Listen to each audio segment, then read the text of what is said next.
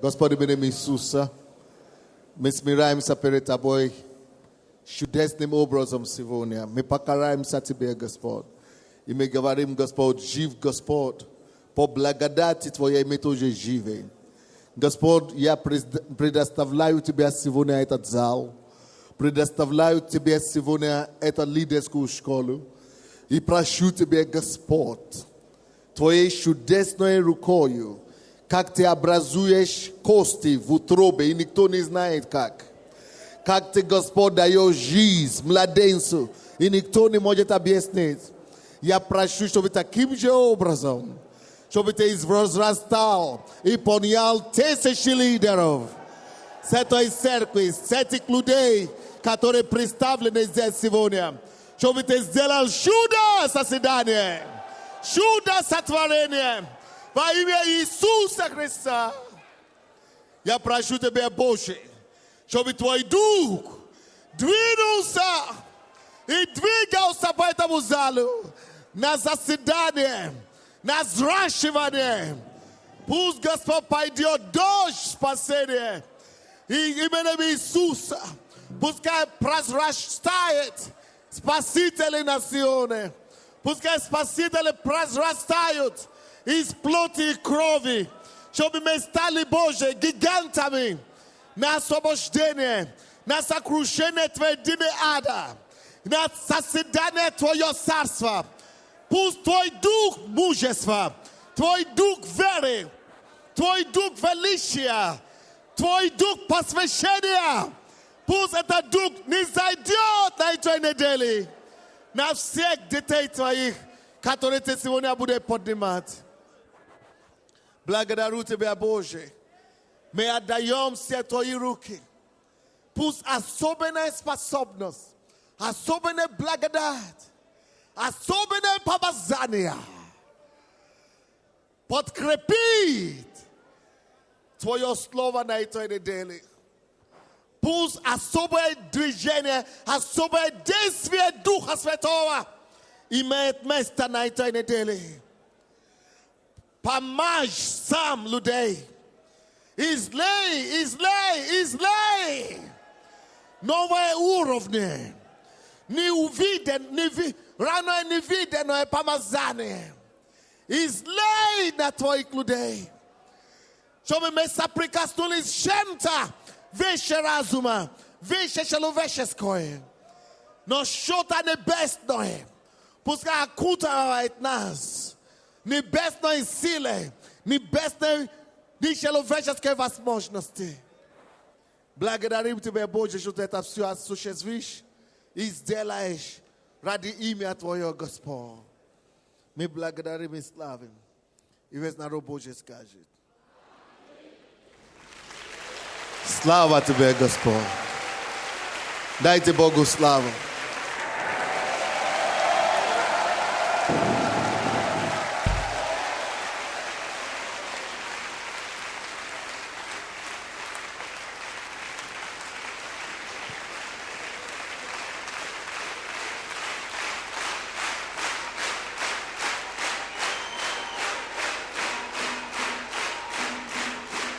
Что-то новое.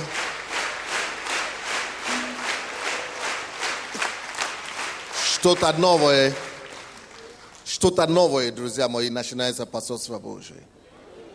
Я согласен, что для кого-то кто-то просто сюда попал по инерции. Он еще не понял, во что он вошел.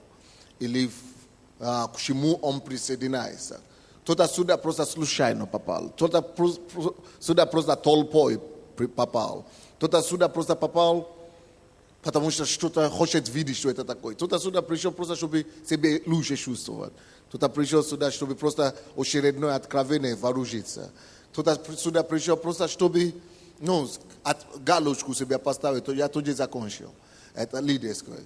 Но и среди этих всех множеств найдется каких-то людей, которые настолько отчаянно цепятся за Бога, которые реально откроют так свой дух, которые высвободят дух жажды и отчаяния, до такої степені, що Господь отметить їх.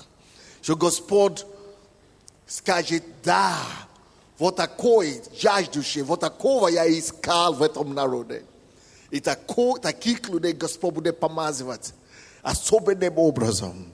И эти люди будут владеть огромными, невероятными возможностями в Боге.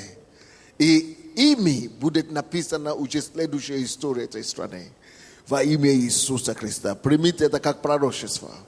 И эта жизнь, это исполнится, это пророчество. Так что, как Иисус сказал, не посчитайте дни все маловажным.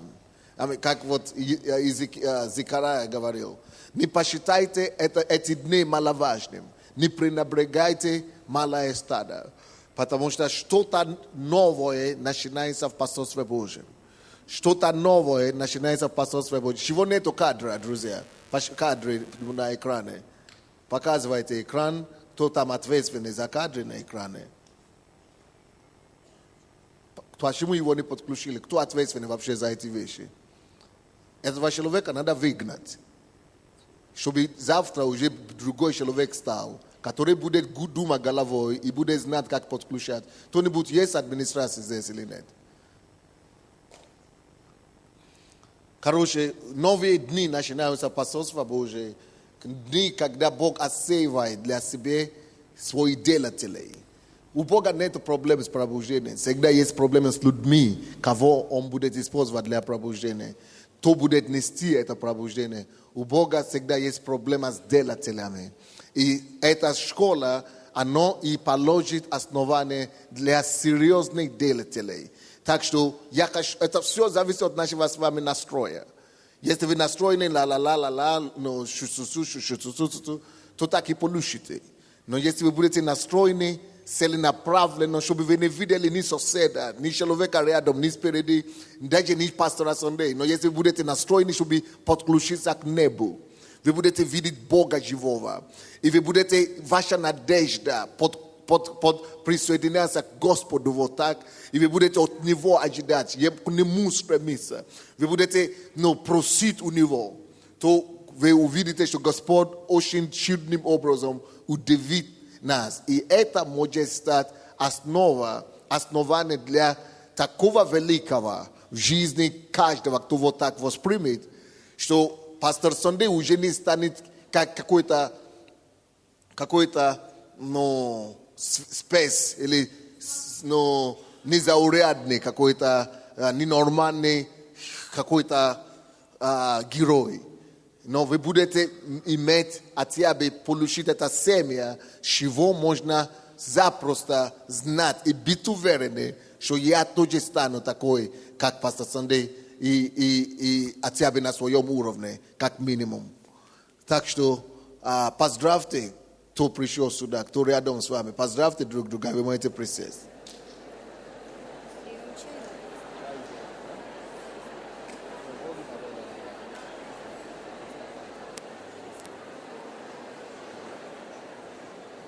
Спасибо, хор, можно занять свое место. Спасибо.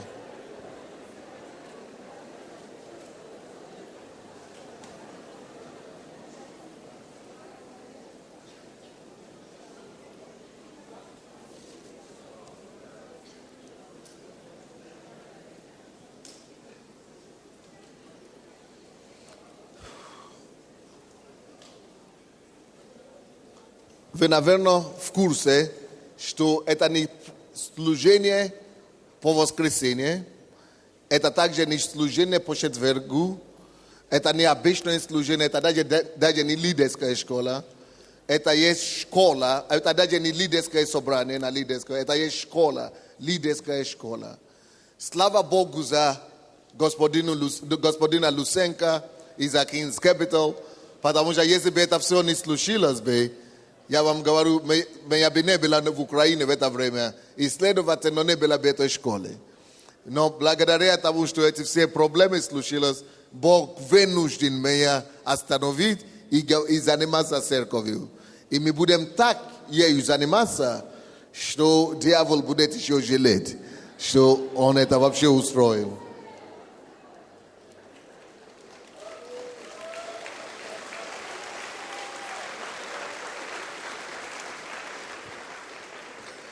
Это только первая школа. Такая же школа будет в октябре. Первой неделе октября мы будем делать такую же школу. Однако сейчас давайте возьмем наши пожертвования. Именем Иисуса Христа мы благословляем всякого дающего, доброохотно дающего сегодня во имя Иисуса Христа.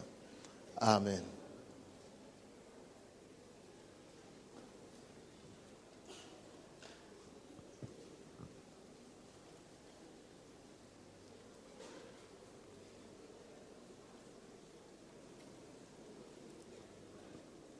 Если у кого-то есть там микрофон, открывайте Библию, вы будете мне помогать читать время от времени.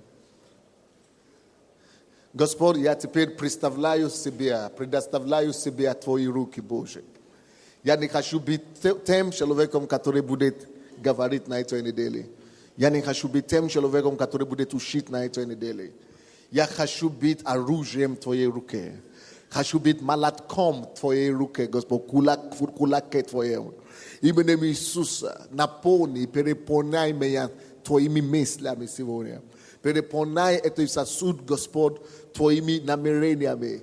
И дай, Боже, чтобы Твои намерения, все, что Ты преследуешь, все, чего Ты хочешь достичь, чтобы она была осуществлена сегодня и на этой неделе. И раз открой, Господь, сердца и разум Твоих людей. Дай, Господь, чтобы люди не легкомысленно отнеслись к этим дням и к этим словам, которые мы услышим и примем от Тебя.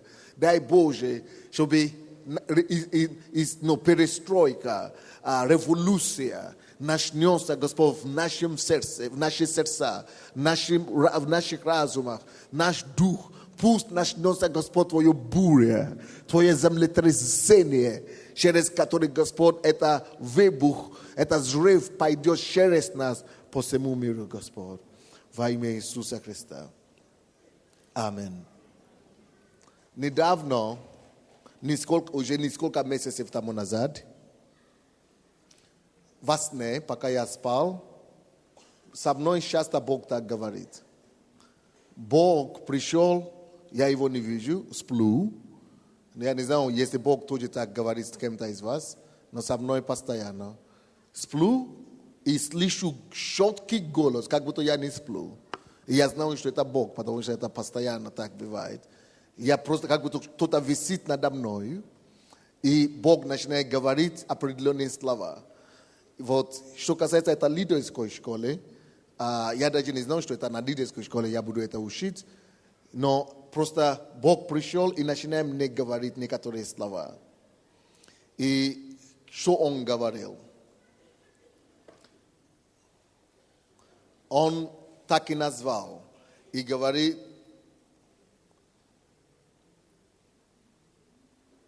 христианская жизнь, которой вы находитесь, это не спринтерский бег, а это марафон.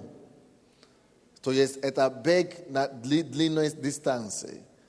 И из-за того, что это длинная дистанция, многие не рассчитывают свои силы и зачастую не доходят до конца. Из-за этого многие отпадают, начинают хорошо, начинают как спринт, с всеми усилиями, выбегают вначале ревностные всех, активные всех, радостные всех, счастливые всех, но в конце концов заканчивается полудистанцией. Вообще тем, что они отпадают вообще от Бога и вообще попадают в ад. Но если кто поймет, и кто будет иметь в виду, что вот это бег, который у нас есть, не короткая дистанция, а длинная дистанция, это бег, марафонный бег, то можно будет задавать себе и поставить перед собой несколько жизненно важные вопросы. Во сне. И я начинаю слышать эти вопросы. Он начинает мне И обычно, когда такие сны бывают, иногда ты забиваешь. Но когда Бог приходит, оно так четко, чем вы сейчас меня слышите.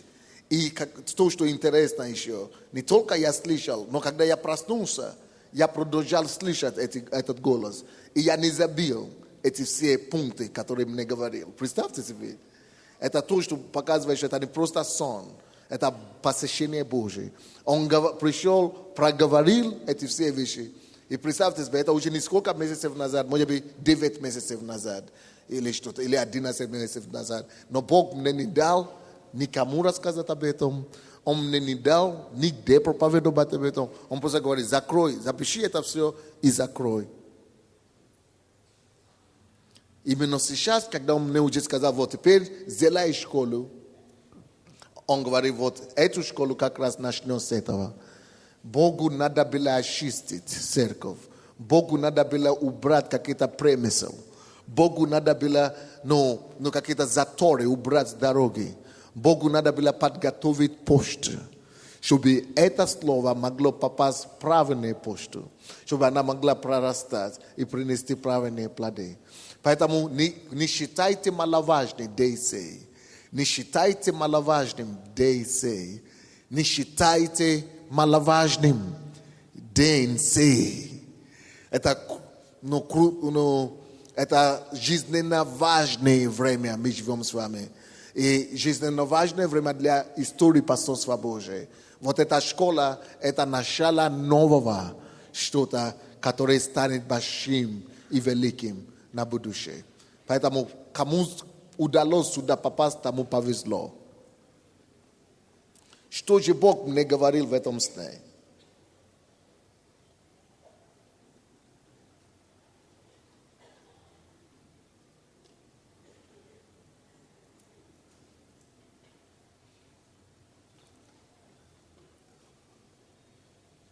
Это то, что жизнь – это путешествие, не короткое, а длинная дистанция.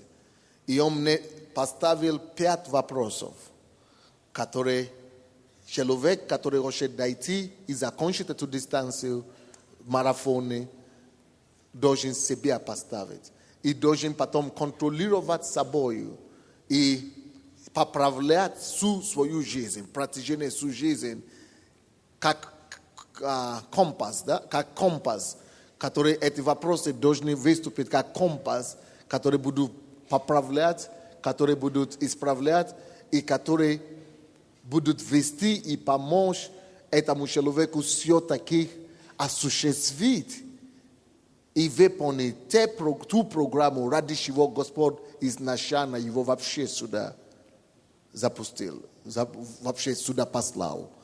Ведь мы все знаем с вами, что никто сюда не попал случайно.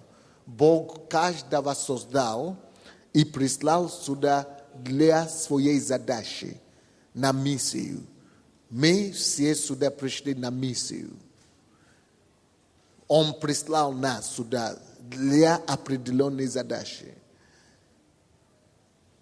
Однако, до того, как я начну говорить об этих 5 или 6, я потом позже добавил еще 1 пункт. До того, как я буду вам говорить об этих всех пунктах, которые Бог мне говорил, я проснулся, написал все то, что мне сказал, и тут же вспомнил, что я уже что-то подобное слышал. Я помню, когда приезжал сюда к нам Майнс Монро, я не знаю, сколько лет тому назад, лет 9 или 10 лет тому назад, первый раз. И он первый раз упомянул нам о подобном. Те, которые меньше 10 лет в церкви, или меньше 9 лет в церкви, поднимите ваши руки.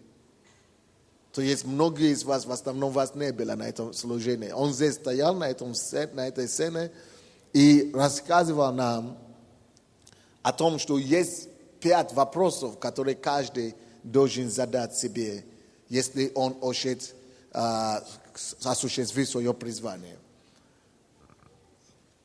А потом его книги были переведены на русский.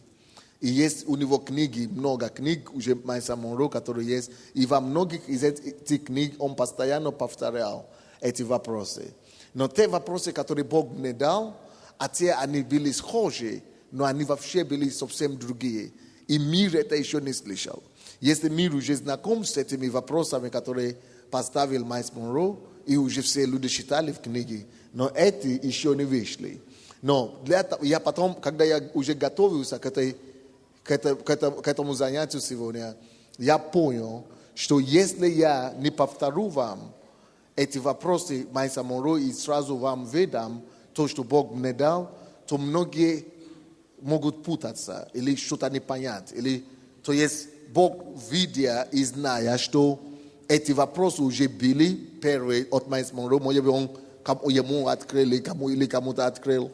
И он знает, что это уже следующий этап для нас.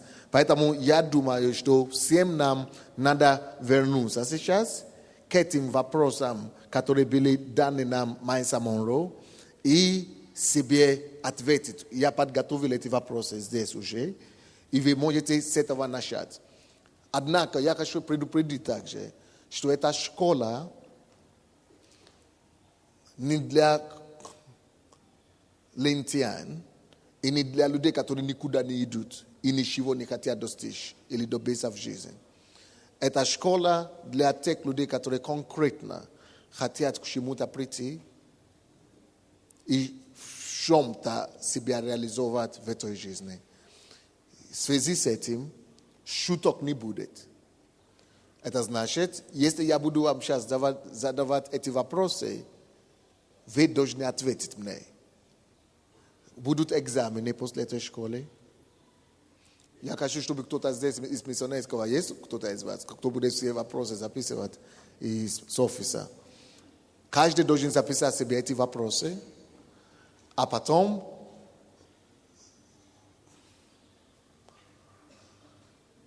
мне нужно дать вам 2 недели до следующего помазания. Это 7 или какое у нас число? 7 число, да? 1 воскресенье июня. Надо сдать эти все экзамены. Как нужно сдавать эти экзамены? Все вопросы, которые я вам сейчас задам, и буду говорить в протяжении этих лекций, буду задавать разные вопросы. Слушайте, у кого кровотечение, положите руку на себя именем Иисуса. Я приостанавливаю это кровотечение прямо сейчас. Перестань течь именем Иисуса Христа. Я буду задавать разные вопросы при разных учениях, и вы должны себя записывать. И у вас только 2 или 3 недели, получается 3 недели, чтобы отвечать на все эти вопросы. Кто ответит после 3 недель и принесет свой ответ, после того не будет воспринят. Мы не берем эти ответы. Какой тогда разница будет между теми, которые ответили, и теми, которые не ответили? Те, которые ответят в срок и дадут свои тетради, я буду работать с этими ответами, и только с этого числа, с этих людей выбираю и себя составляю новый список людей, с кем я вижу и буду строить новые перспективные лидеров лица посольства Божьего. И с этих числа, которые я видел, не все будут отобраны. Те, которые будут отобраны из этих людей, я буду определить для себя уровни обязательности людей, уровни ответственности людей, уровни подготовки людей, уровни посвященности людей, уровни призвания людей, и буду группировать и делать себе планы на перспективы, то, что Бог будет делать в посольстве Божьем. Чтобы вы не сказали, что вас не предупредили. Предупреждаю заранее. Это значит, как нужно эти вопросы сдавать. Либо, если вы не пользуетесь компьютером, идеальный вариант – это на компьютере набирать эти ответы все, пока вы их пишете. Но желательно ответить на компьютере и сделать себе, как реферат пишут, или доклад, или что-то такое. Ответ сделать, так дипломная работа, вот так сделать. Это лучше всего через компьютер. Если у вас нет компьютера, вы не работаете на компьютере, возьмите тетрадь, отдельную тетрадь, желательно большой, чтобы хватило, потому что ответы ваши, оно может занять целый тетрадь, не маленький, а большой. То есть, потому что вы будете конспектировать. За эти 2 недели надо успеть, вам придется читать как минимум 10 книг и брать из них ответы, а потом, еще другие вопросы тоже. То есть, и поэтому очень серьезная задача. Это будет самое занятое две недели в вашей жизни. Но это специально будет так сделано, потому что мне надо отобрать себе не простых людей, а людей, которые действительно серьезные, которые действительно хотят куда-то идти дальше с Богом. Итак, кто-нибудь из офиса там, подадите мне сюда, пожалуйста, три книги Майлз Монро, откуда вы взяли эти вопросы, пожалуйста, подадите мне сюда название. Какие вопросы здесь Майлз Монро предлагает нам ответить, чтобы определить, кто мы в жизни? Первый вопрос. Для чего я живу? И это первые вопросы, которые вам надо тоже будет отвечать в вашем тетради, которые вы будете ответить. Для чего я живу? Что это значит? Пояснение, даю чуть-чуть пояснение. Цель моей жизни.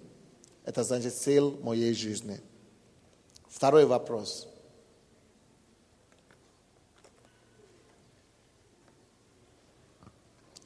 Куда я намереваюсь прийти? Куда я намереваюсь прийти? Я не знаю, кто так переводил эти вопросы. У меня совсем по-другому они были написаны, когда я... Да, поэтому я не знаю, откуда они нашли эти вопросы. Но то, что у меня было, когда он здесь был, мы записывали, то, что я читал по-английски. Давайте я по свой вариант вам дам. То, что здесь, они говорят, что с его книги, я не знаю, какие-то переводчики нашли, что шудили, что хотели. Или я не знаю, может быть, это мой офис, это шудил сюда. Но ничего, я вам напишу по-другому. Извините, оставьте эти вопросы. Давайте по-другому. По-другому напишу. Первый вопрос, как я помню, как я себе записал. Who am I? Это значит, кто я? Первый вопрос, кто я или кто я есть? Кто я? Второй вопрос. Откуда я? Не, конечно, первый вопрос пояснение. Это значит, кто я? Значит, кто я? Меня зовут кто-то, кто-то, кто-то. Кто я? Ваша идентификация, идентичности. Кто вы? Кто я? Ваш род? Ваша семья? Кто я? Ваши все возможности?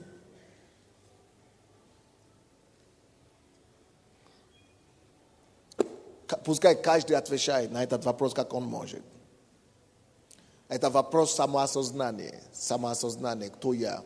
Важно, чтобы мы поняли, кто вы на самом деле. А если кому-то нужно будет пояснить для себя больше, пояснение, я вам дам материал, который можно читать, чтобы ответить более четко на этот вопрос. Второй вопрос. Откуда я? Пояснение. Это вопрос отвечает на вопрос с вашего корня. Откуда я? То есть это разумение и понимание вашего источника. Вашего источника. Третий вопрос. Почему я живу? Почему я живу? Этот пункт отвечает на вопрос цели. То есть, какова моя цель или предназначение? Или для чего я живу? Может быть, лучше так сказать. Для чего я живу? Для чего я живу?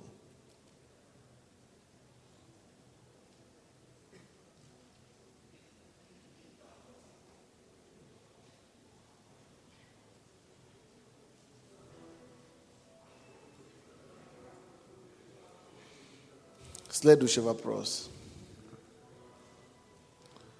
Что я могу делать? Или что я смогу делать в жизни? То есть, это вопрос вашего потенциала. Что я могу делать? Или что я смогу делать? Это вопрос вашего потенциала.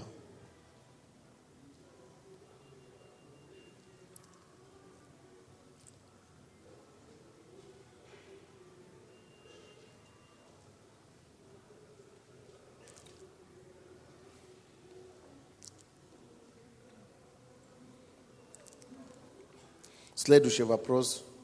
Что я могу менять или изменить в жизни, что есть? Это вопрос влияния. Что я смогу поменять? На что я могу влиять? Что я могу изменить? Что я могу изменить?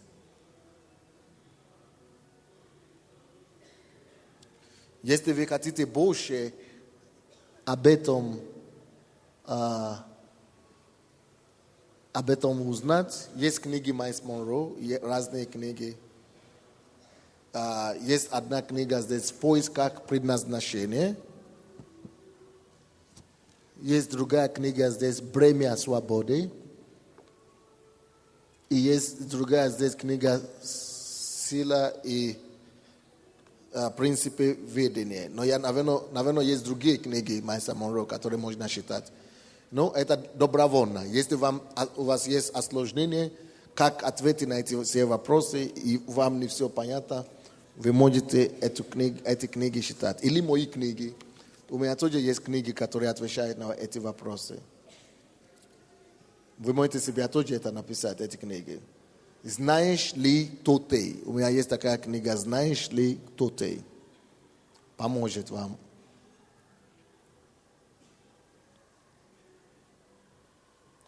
Следующее. Кто ты в истории? Следующая книга «Призвание, предназначение и достижение целей». Следующая книга «Осуществляй свое призвание».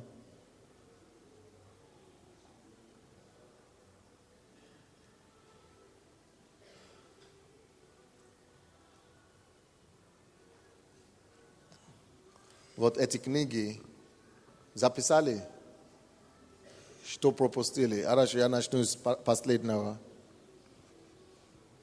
Осуществляй свое призвание. Последнее, что я сказал. До того я говорил за призвание, предназначение и достижение целей.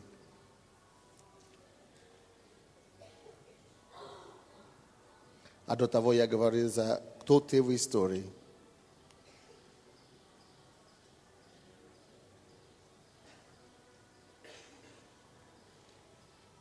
А до того я говорил, знаешь ли, кто ты?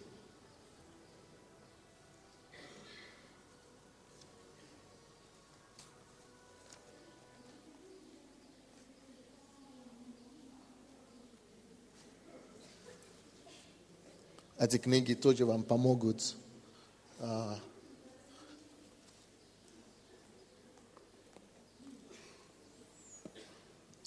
Теперь непосредственно вы поняли, да, что на эти все 5 вопросов вам надо отвечать. Понятно? Надо ответить на эти все 5 вопросов. Это первые мои вопросы. Эти книги, которые я вам дал, это не конспект надо делать, а прочитать надо, чтобы вам было легче, подробнее и конкретнее и четко и правильно ответить на вопросы. Вы поняли, да? Что непонятно? Все понятно? Теперь к главному вопросу. Questions for the journey of life. Жизненные вопросы. Как там?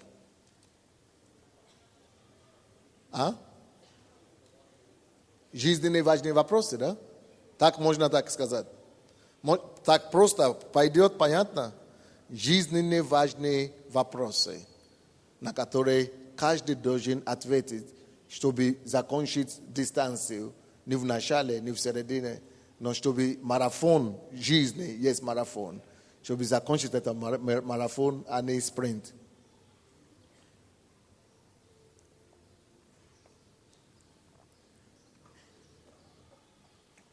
Бог в этом сне, когда Бог мне об этом говорил, показывал картины. Он не говорит, а я вижу картины жизни Авраама.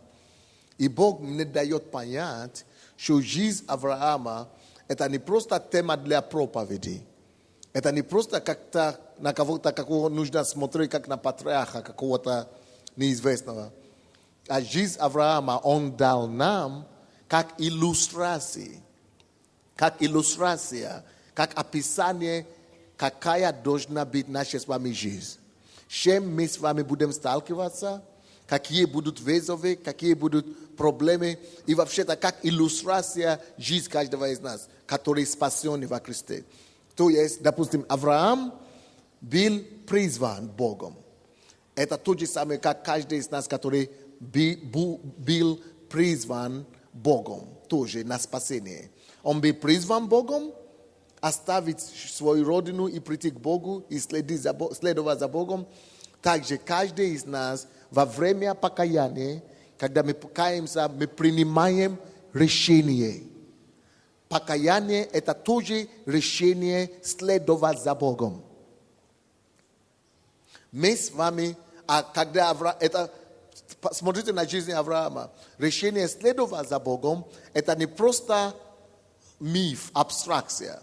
Это требует четкие, конкретные вещи требуются. Решение, призыв Бога на его жизнь, стоило ему живота. Стоило ему живота. Стоило ему, чтобы он покинул, оставил привычное. Наше то же самое с вами призвание, покаяние, призвание следовать за Богом, живота должно нам стоить. Давайте не будем жить больше в иллюзии, и в абстракции, и в какие-то самообманы. Покаяние значит следовать за Богом, а это значит оставить привычный образ жизни. Помните, что все, что я сейчас вам говорю, будут вопросы. Поэтому отмечайте и конспектируйте правильно, и слушайте внимательно. Покаяние – это призыв следовать за Богом. И следовать за Богом подразумевается, что принять решение оставить живота. Покинуть привычный образ жизни, греховный образ жизни, и сделать решение, принять решение, чего бы там не стоило, последовать за Творцом моим, за моим Создателем. Чего бы там не стоило, я принял решение ответить на его призыв. Я принял решение идти за Господом. Чего бы там не стоило. Потом мы видим, что оставить все и последовать за Богом, это еще не все. Бытие, 12 глава, с 1 стиха по 4 стихи. Оставив все, это еще не все. Внимательное изучение жизни Авраама показывает нам, что много чего можно у него учиться. С 1 по 4 стихи. Бытие.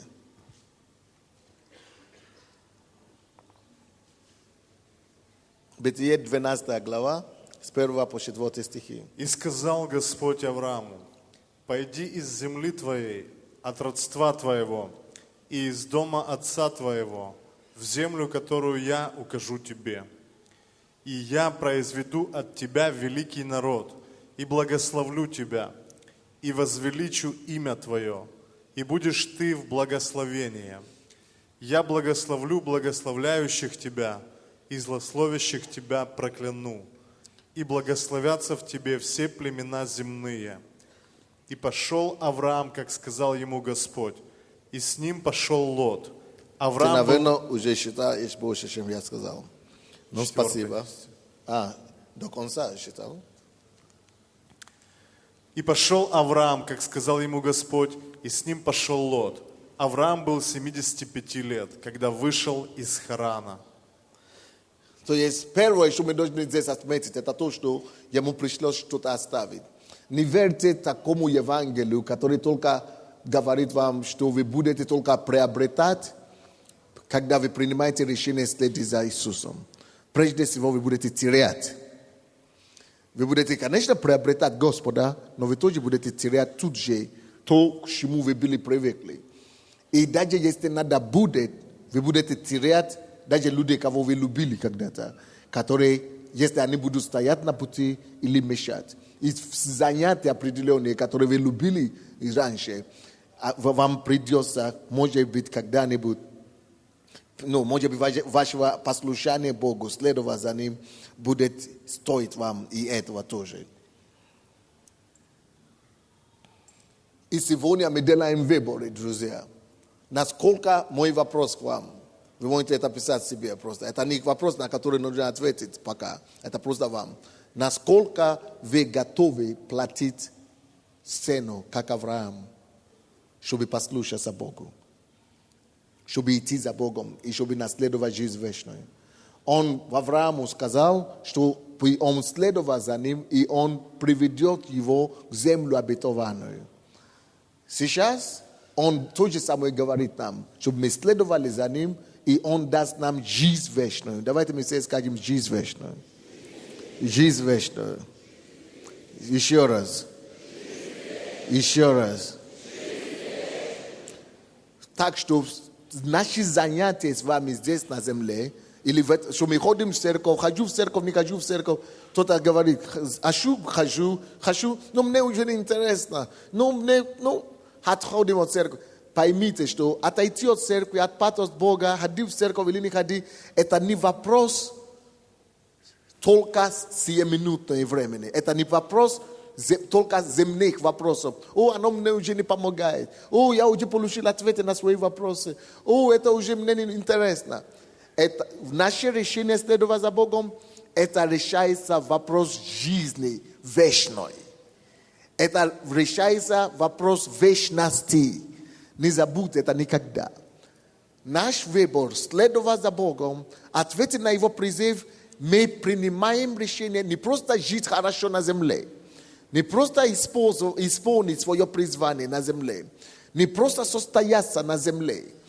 Потому что если эта четко не будет определена вами, если вы не решите для себя, что нет, мой Божий призыв на мою жизнь, это призыв наследовать жизнь вечную, это призыв о вечности.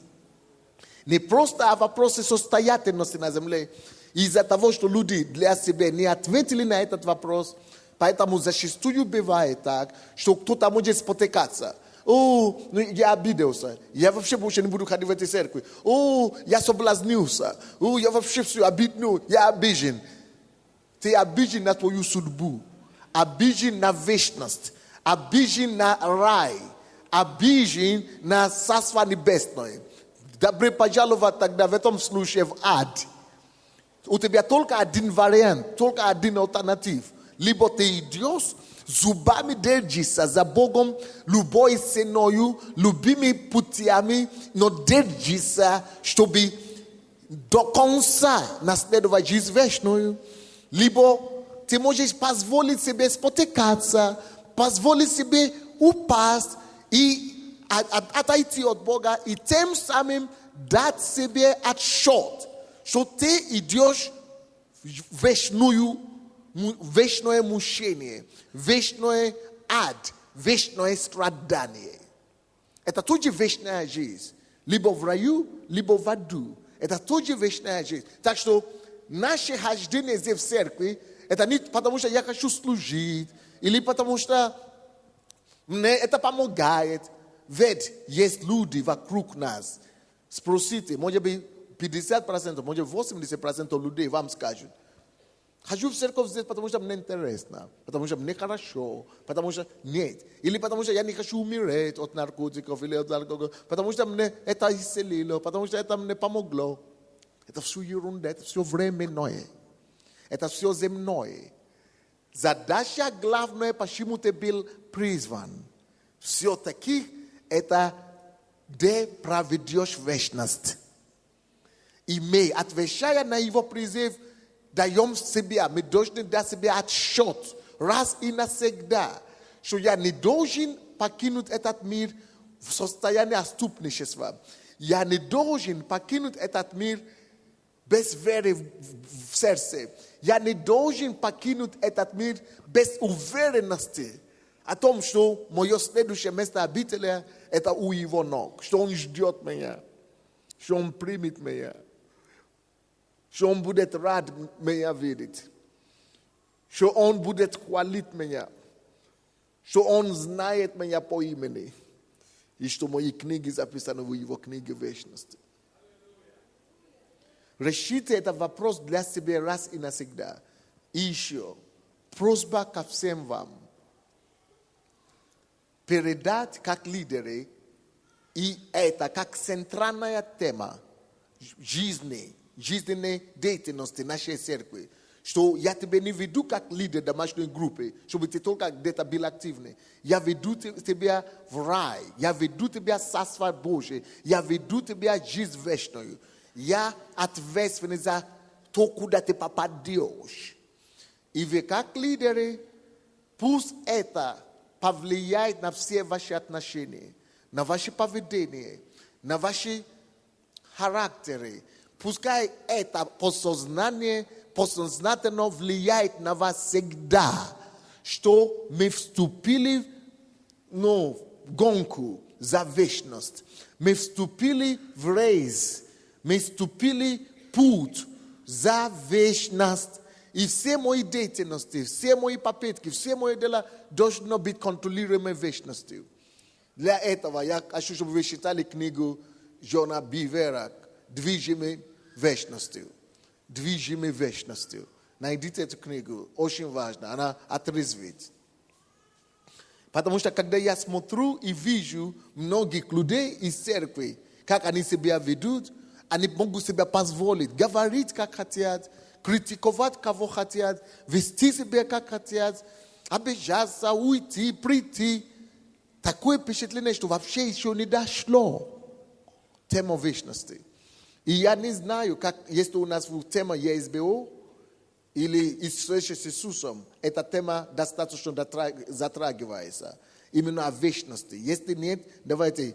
Миссионерский центр, опишите себе, нужно это добавить именно встречу с Иисусом. Что вопрос вечности, надо, чтобы каждый, кто приходит в церковь, чтобы раскрыли это ему до конца окончательно. Что никто не пропускает, не приходит в эту церковь и говорит, что он не понимает, почему он ходит в церковь. Он ходит в церковь прежде всего, чтобы не пропустить небо. Но пока на земле надо выжить. Небо – это наша конечная станция, это наши конечные точки, куда мы идем. Но пока на земле Бог оставляет нас здесь, на земле, для осуществления определенных для него задачи и занятий. И Он никого просто так не спасает, чтобы просто сохранить его в инкубаторе здесь, чтобы он ничего не делал на земле, только чтобы его сохранить, пока он попадет на небо. Нет такого понятия. Это ложь, это миф, это не бывает. Если он спас человека и призвал человека здесь на земле, если он его не убьет в тот же самый момент, или на следующий день его не соберет на небо, это значит, что определенный промежуток времени, который у него здесь остается, который он проведет здесь на земле, есть задача в сердце Бога, которая должна быть этим человеком выполнена. Но заметьте себе, что это задача в сердце Бога, не твоя задача, не прикрученная или задуманная тобою какие-то проспекты или это самое. Это задача, которая в сердце Бога. Богом должно быть оно тебе открыто. Либо через лидеров твоих, пасторов твоих, друзей твоих, протяжение всей твоей этой земной жизни, Бог тебя будет определять и открывать, какие же эти поручения и задачи, почему Он тебя оставил на земле. Поэтому твои жизненные годы или пути, или время на земле, оно предназначено для осуществления определенной Богом задуманной миссии. Богом предназначена задача и миссии для каждой судьбы, для каждой жизни.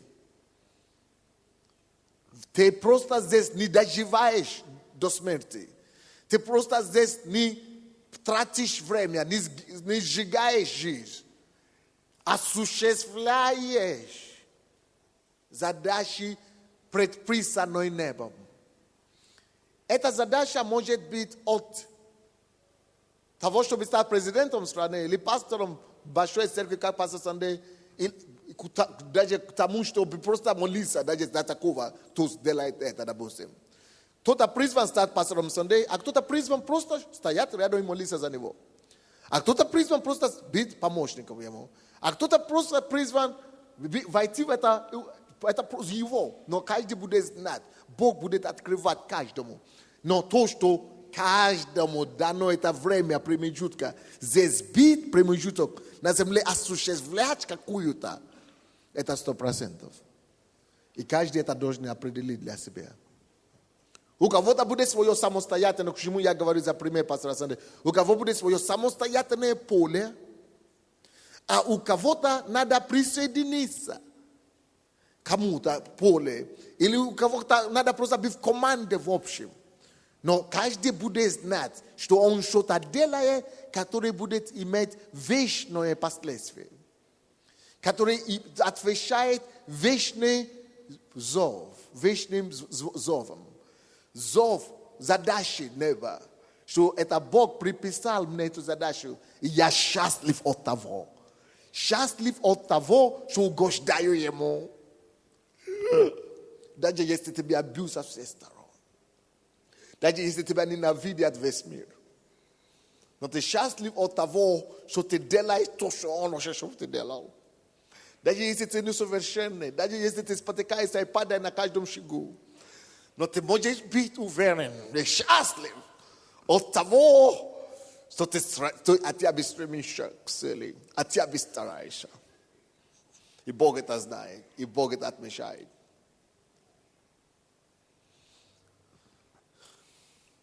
Потом по жизни Авраама мы начинаем обнаруживать, что раз жизнь на земле это не спринтовский бег, а марафоновый бег, что Аврааму, как наша иллюстрация, как наш пример, ему было не просто так, что, ответить на призыв, класс, я уже добежал, слава Богу, ура. Оказывается, это длинный путь. И в этом длинном пути, или в этом марафоне, у него, как и у нас, будут разные моменты. Будут взлеты, будут падения. Будет время радоваться, будет время плакать. Екклесиаст 3 глава, с 1 по 8 стихи. И когда мы считаем жизнь Авраама и жизнь других героев Ветхого Завета, мы начинаем следить за них, что сначала Авраам пошел, классно, все за ним хотели идти. Он взял с собой Лота, потом взял с собой Сару, взял с собой Росвен, папу. Папа умер при дороге, во-первых. Это о чем говорит? В нашей с вами жизни не все, с кем мы начинаем, мы закончим.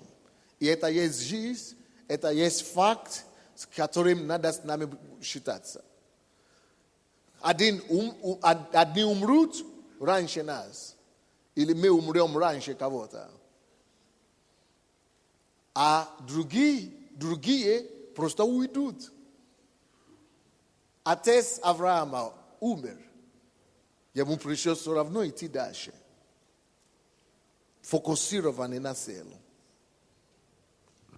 Племянник его, Лот, тот не умер, просто ушел. Тот же самый реальность, который у нас будет. Но Аврааму все равно надо фокусироваться на цель. На две цели одновременно. Какие цели? Первое, на главной цель, самая главная задача и цель его жизни и судьбы. Дойти до земли обетованной. Дойти до неба. Дойти до неба. Дойти до неба. Не упустить этот взор. Не упустить этот фокус. Не упустить это главное мысль. Это все ради неба. Это все ради неба. Это все ради неба. Это все ради неба. Это все ради неба. Ni bit zanyatim vijivaniem sivoniashtim. Ni bit zanyatim sivoniashtim sujetoi na stolka щоб patriat focus ili orientiri. Nada siem nam naushiza segda derjat eta orientir u siebie. Moje slova kapsem pastoram pasoswa Boży. Napominajcie ludzi a neba. Постоянно, каждую неделю, каждый месяц, каждый год напоминайте всех о небе, чтобы никто не увлекся временными вещами, что забывают главное. Это первая задача его. Он все равно должен быть фокусироваться на небо. И, выполняя эту задачу, не пропустить небо. Но небо – это просто фокус у него должен быть. И этот фокус, и это воспоминание корректирует его ценности. Благодаря этому он не позволяет себе опуститься и расслабиться до конца, чтобы не остался таким же, как неверующий, который вокруг него. То есть это только то, что держит. Компас, как это, не компас, ориентир, который держит фокус, зор держит его фокус, и ему обуздает его, помогает ему быть обузданным. Второе задача его, это та земная задача, промежуточная, то, что должно быть осуществлено им здесь, пока он на земле. То, что должно быть им осуществлено на земле. И в его случае, какая это была задача? Задача это заключается в том, что он должен стать прототипом. Им должен быть образован новый генофонд.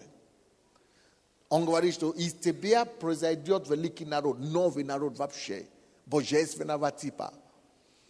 Но чтобы даже дойти до земной его задачи, мы видим, какие проблемы, какие препоны, столько преград ему было на пути. 25 лет он только ждал и начало исполнения этой задачи. У него не было вообще сына. Без ребенка, как он мог иметь продолжение, как это он станет великим народом, когда он вообще без детей. Надо было ему сдать эти все экзамены. Но эти все экзамены, которые он должен сдать на земле, эти все трудности, которые он должен преодолевать, все равно не останавливают его земную задачу идти, продолжать идти по вождению Бога, продолжать идти. И не останавливает его фокус от главного земли обетования. Значит, то же самое с нами, друзья. Все, что пришлось Аврааму пройти, придется нам проходить. Будут испытания на терпение. Будут испытания разного рода на веру. Будут испытания на выносливости. Будут испытания на предательство. Будут испытания на материальные вещи. Всякое будет точно как у него. Будут испытания на предательство, на женщины, на блуд, на прелюбодеяние. Вы думаете, это у вас не будет? Будет. Он наш пример, этот Авраам. Где-то падал, где-то выстоял. И со всеми нами будет то же самое. Не будет такой случай, что ты, христианин, живешь в Боге и никогда не спотыкнешься и никогда не упадешь. Будешь падать. Но не это тебя делает праведным. Но то, что тебя делает праведным, не то, что Бог тебя никогда не искусит. Или никогда у тебя нет искушения. Будет искушение. Но то, что тебя делает праведным, в том, что ты будешь, падая, будешь набирать достаточный фокус и достаточные силы, чтобы, падая, вспоминать, куда ты идешь. Вставать и тут же продолжать держать фокус. И идти, что мой фокус неба. Я его добьюсь. Чего бы там не стоило. Мой фокус идти послушание голосу Божьему в земле обетованной и войти на этой земле. Послушаться ему. Я падаю, но я стану. Помните, был у него испытание голода. Он падал, Шем. Тем, что вместо того, чтобы остался на месте, землю, куда Бог его привел, и весь стоял, чтобы Бог дал обеспечение, что он сделал? Он пустился, сдал назад, дал задний и пошел в Египет. Ну, Авимелек. А потом на дороге там у Авимелека пришлось, ему говорят, это твоя жена? Он говорит, нет, это моя сестра. То есть лукавство всякое. У нас будут тоже моменты разные, друзья. Это тоже называется падение определенное. У кого-то разные падения. Кто-то срывался, кто-то гневался, кто-то смотрел на то, что нужно, кто-то нервничал, кто-то... Каждый день у нас будут разные ситуации. Не это важно. Важно то, что делает человека праведником. Праведник семижды падает, но встает и фокусируется дальше и идет. Кто-то повышает голос на жену, кто-то на мужа, кто-то что-то еще так делает, кто-то обижается, кто-то не прощает, кто-то... Какие-то мелкие вещи так будут, а у него вообще еще покруче было. То взял служанку вообще, превратил ее в жену и так далее. И все равно, то есть Бог, что хочет нам показать? Хочет нам показать о том, что будут атаки. И будут вещи, которые захотят нас отвлечь. Все эти атаки и все эти искушения имеют одно только цель. Сбить тебя с пути. Сбить тебя с пути. Отвлечь от цели. То есть не то, что падаешь, не падаешь. Падаешь, не падаешь, это не главное. Цель – это всего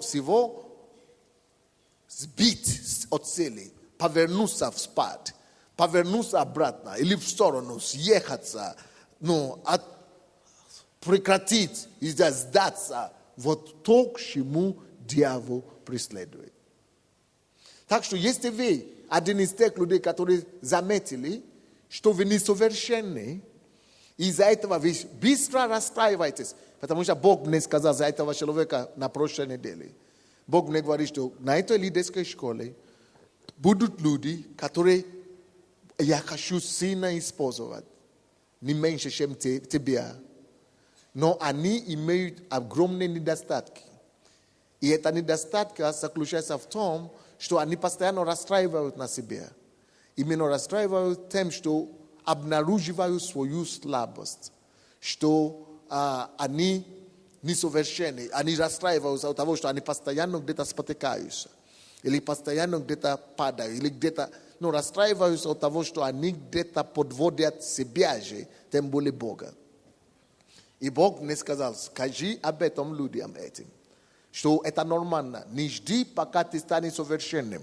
Прежде чем послушаться Богу, или прежде чем ты будешь исполнить волю Божию, ты никогда не станешь совершенным. Это никогда не наступит. Пока ты здесь во плоти, никогда этого не наступит.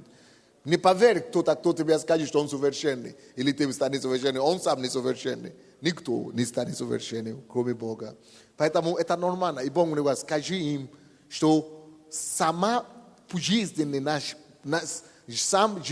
наш путь, это путь постоянное совершенствование. То есть надо, сколько ты идешь, тем ты будешь стать больше. Сколько ты идешь, столько ты будешь обнаруживать у себя слабости. Сколько ты будешь идти, столько будешь обнаруживать, что ты еще не достиг.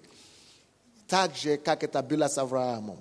Он шел, падал на каждом шагу. Во что только можно падать, он падает туда. Во сколько что только можно придумать, он туда попал. Но молодец, что как падал, так и вылазил. Поднимался, вылезался оттуда. Поднимался. Как падал, так и поднимался. Но он повылезал и все проблемы.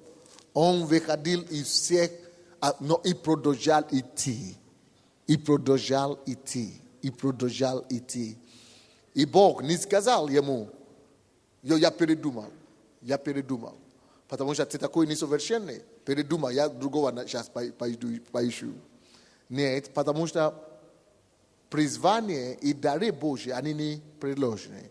Бог сначала призывает человека, Бог же все знает. Бог причем знает не только то, что ты такой сегодня.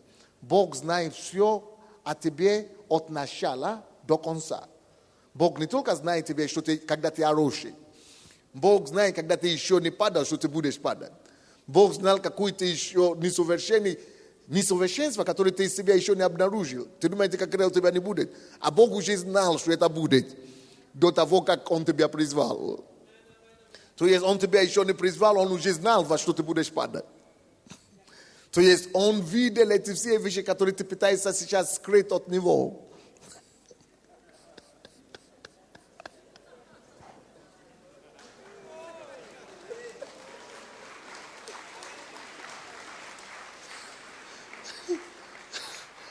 Причем все эти вещи, которые ты пытаешься загладить и объясняться ему, и уговорить его, в чем ты пытаешься его уговорить, он притом увидел это все до того вообще, как тебя избрал.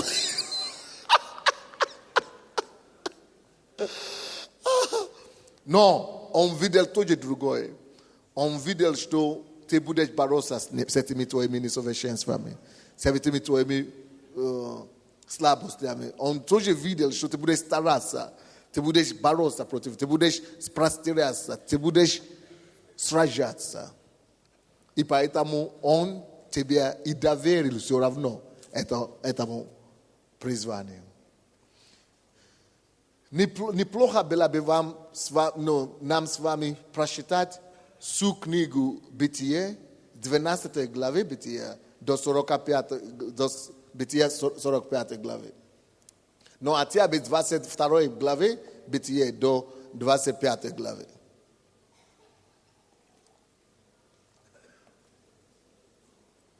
Прошу прощения, 12 главы по 25 главы.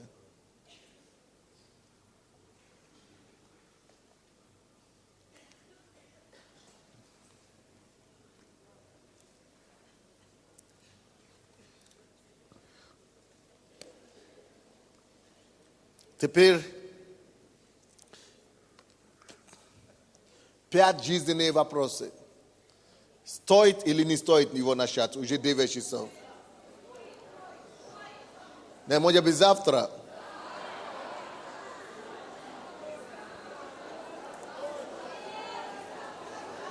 Завтра у меня другая тема, в принципе. Но я могу перенести это на завтра, потому что моя жена где-то здесь, она мне скажет, что уже время.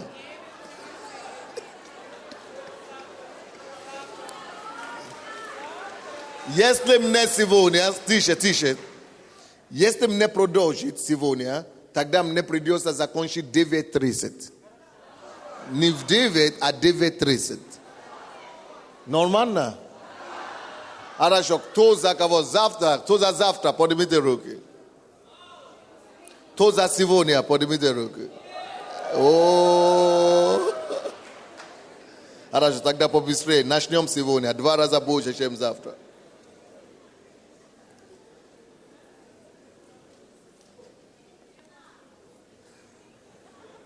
Первый вопрос,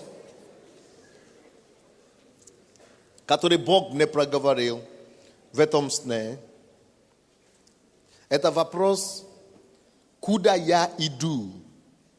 Куда я иду? Это вопрос, который отвечает на вопросы, это пункт, который отвечает на вопросы цели. Это не просто куда я иду. Но типа, это с одной стороны, куда я иду на небо. Так, вы помните Авраама. А потом, куда я иду на земле, пока дойду до неба. 2 направления, да? Но первая главная задача, если вы не ответите, или ответите, что вы только идете к тому, чтобы стать политиком или миллионером, или что, получается, что вся ваша жизнь, вся ваше стремление заканчивается здесь на земле. Значит, вы уже потеряли ориентир с самого начала жизни. Значит, куда мы идем, прежде всего, не забудьте. Первое главное наше призвание – это наследовать жизнь вечную, небо. Это с одной стороны. Но до того мы же пока еще дышим и живем здесь на земле. Значит, этот вопрос тоже отвечает на вопрос задачи, цели, которые Бог дал нам здесь, на земле. Это отвечая на вопросы цели и задачи, какие есть перед нами. Это понятно или непонятно? Но, отвечая на этот вопрос, и вам надо будет ответить на эти вопросы. Не только на вопросы первые, которые я дал, но на эти тоже. Эти вопросы вам надо уже отвечать в книге для меня, в вашей тетради. Вы поняли, да? Но, отвечая на эти вопросы, отметьте себе пункты следующие. Первый пункт. Имейте в виду, что когда Бог призвал Авраама, Он сказал ему, что Он ведет его в землю, которую Он ему укажет, и не сказал ему эту землю, Он просто сказал землю обетованную, или землю, которая обещанная. Но Он не дал ему ни адрес, ни описание, четкости не было. Имейте в виду, что это не страшно, если вы на сегодняшний день не сможете конкретно сказать, что вот конкретно я буду министром. Я знаю, что я иду в политику, но я точно конкретно знаю, что я призван быть министром культуры или премьер-министром. То есть иногда Бог вам это не скажет. Он просто даст вам понять в общем, заганное понятие, к чему Он вас призывает. То есть иногда эти откровения, куда я иду, оно приходит по мере послушания и выполнения поэтапной задачи. То есть иногда это от верности в малом зависит. Иногда вы не будете знать сразу, а иногда будете знать сразу. То есть просто имейте в виду, потому что некоторые расстраиваются. Допустим, когда Иисус явился мне, когда мне было 19 лет, Он мне показал, что я говорю людям, проповедую, люди исцеляются. Он мне показывал, чем я занимаюсь. Но он мне не сказал, это что, евангелистом быть, потому что евангелисты собирают тоже эту толпу. Или учитель, или пророком, или пастором, или апостол. Я не знаю, что такое апостол в то время. Но по мере того, как шел, поэтому, когда кто-то спрашивает, я говорю, я не знаю. И я расстраивался, что Бог всем говорит, а мне не говорит. Оказывается, с Авраамом то же самое и было. Следующее, что вы должны себе отметить. Даже в том случае, когда Бог вам показывает, куда вы идете, какие задачи вы должны решать, иногда Он вам откроет только ближайшие задачи. Иногда Он вам не раскроет до конца задачи. А иногда Он раскроет только конец, и подробности вам не раскроет.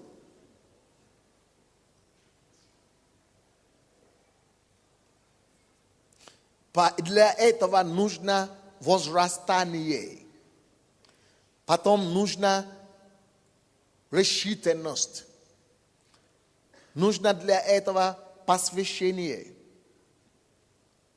И нужно возрастать к зрелости, чтобы понять эти все вопросы и отвечать. Притча 25:2 говорит нам о том, что Господь закрывает, откройте, пожалуйста, Притча 25, считайте это стих, 2 стих. И Матфея 7 глава, 7 по 9 стихи. Но надо только притчи читать. Притча 25:2. Слава Божья облекать тайною дело, а слава царей исследовать дело. Бог есть Бог, а мы есть Его цари. Это слава Божья, это Его достоинство, скрыть вещи. Иногда Он будет скрывать от нас наше все, что будет с нами на будущее. А то мы испугнемся, мы инфаркт получим. Если Бог бы сказал Аврааму, что 25 лет не будет детей, он бы вообще отказался. Если бы Бог показал ему все проблемы, которые ему придется, что ему надо жертвовать, он не готов был. Это слава царей, это слава Бога, это Его слава. Не все раскрыть, скрыть дело, обкрывать тайной дело, облекать тайной дело. А это также слава царей, а мы цари и священники. Это слава нам с другой стороны, раскрывать, бежать за Богом, бежать за Ним и исследовать, раскрывать через исследование, через подготовки, через выкопание, через черпание, открывать, через исследование, раскрывать эти дела, которые Бог закрыл. Потому что по мере того, как мы черпаем, как мы копаем, как мы исследуем, мы ближе знаем. Мы приближаемся к Нему, больше знаем и больше открываем. По мере нашего роста мы будем понимать некоторые вещи, что Он хочет, чего конкретно Он хочет от нас. И в этом Матфея 7, 7 по 9 стихи также говорится о том, что ищите, просите и получите, да? Ищите и найдете, и стучите, и то же самое. Это от одного уровня на другой. Сначала просить это не тяжело, но искать уже тяжелее. Потом стучать это уже больно. И вот надо все эти процессы порой пройти, чтобы все понять, к чему, какой задачей, с каким целям Он призывает нас. Второй вопрос, который Бог мне сказал.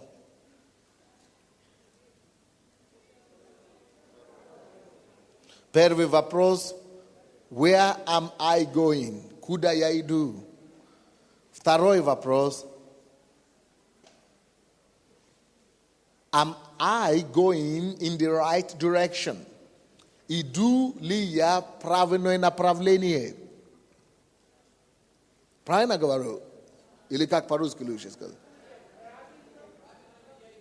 Правильно ли я иду? Правильно ли я иду? Иду ли я в правильное направление? Но слово направление важно. Иду ли я в правильное направление? В правильном направлении. В правильном направлении. Прошу прощения. Иду ли я в правильном направлении? Это речь идет о вопрос, который отвечает на вопрос pursuit. К чему стремлюсь? Это вопрос, к чему стремлюсь. Так? Не к чему стремлюсь, а по-другому. Целеустремленности, да, или нет? Короче, это какой вопрос отвечает? Это вопрос отвечает на такие вопросы. Давайте я вам помогу подробнее.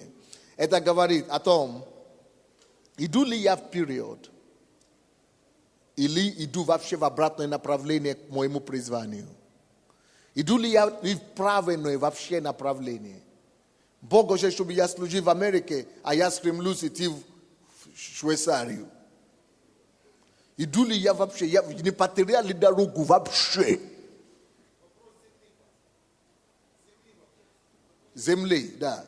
Это тут вопрос земли. Это не вопрос неба. Вопрос неба был первым. А это уже на земле, имеется в виду. Иду ли я, и касается неба тоже. Иду ли я в правильное направление.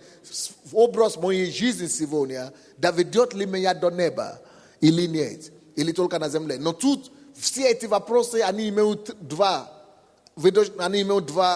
как вам сказать, две стороны, два спектра, две стороны медали. И небо – это далекая цель, и земное. Нет. В каком направлении иду, это значит, иду ли я вообще, направление, обратите внимание на слово направление. Если Бог меня призвал, допустим, стать евангелистом, а я иду стать пастором, это правильное направление или нет? Вот об этом направлении, обратите внимание, направление. Если Бог меня призвал, служить, допустим, женщинам, а я готовлю и занимаюсь всем, чтобы служить детям. Это правильное направление или нет? Вот, об этом же обратите внимание на направление. Поэтому эти список книг, которые я вам дал, особенно мои, очень важны. Помните, вначале я вам дал список книг. В каком направлении иду? Это вперед или назад? То, что я делаю на сегодняшний день, приближает ли меня тем задачам, той цели, которые Бог ставит передо мной? Или я вообще третий, или я вообще стою на месте? Или я вообще не двигаюсь никуда? Или я вообще двигаюсь на обратную сторону? То, что я сейчас делаю, приближает ли меня? Мы все знаем, что никто не может просто взять в один день, в один момент и сразу прийти к цели. Это, помните эти вопросы, почему Бог мне задал эти вопросы? Он говорит, что наша жизнь это не спринтовский бег, а это какой? Марафон. Если это марафон, значит направление важно. Если это марафон, цель важна. Если это марафон, никто сразу не прибежит, уже прибежал. Эти вопросы нужны, чтобы жизненный путь, жизненный бег, жизненный марафон совершить успешно. Помните, с этого я начал. Что эти вопросы нужны были, чтобы каждый успешно закончил жизненный путь. Чтобы каждый правильно закончил жизненный путь. Успешный, оперативный совершил, чтобы он не тратил, он не растиранжировал жизнь. Эти вопросы важны, чтобы меня растиранжировали, да? Растиранжировать жизнь. Чтобы не растиранжировали жизнь. Это важные вопросы для этого. Потому что в основном люди, которые вокруг нас, так и растиранжируют жизнь.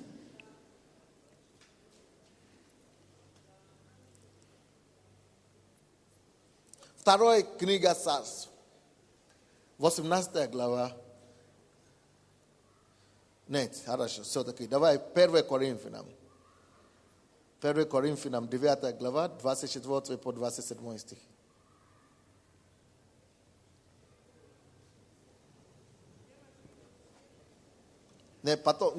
Второй царь будет попозже. Не здесь, не в этом пункте, в другом пункте будет. О чем разговор, не понял. Какие стихи, пастор? Повторите, стихи пожалуйста.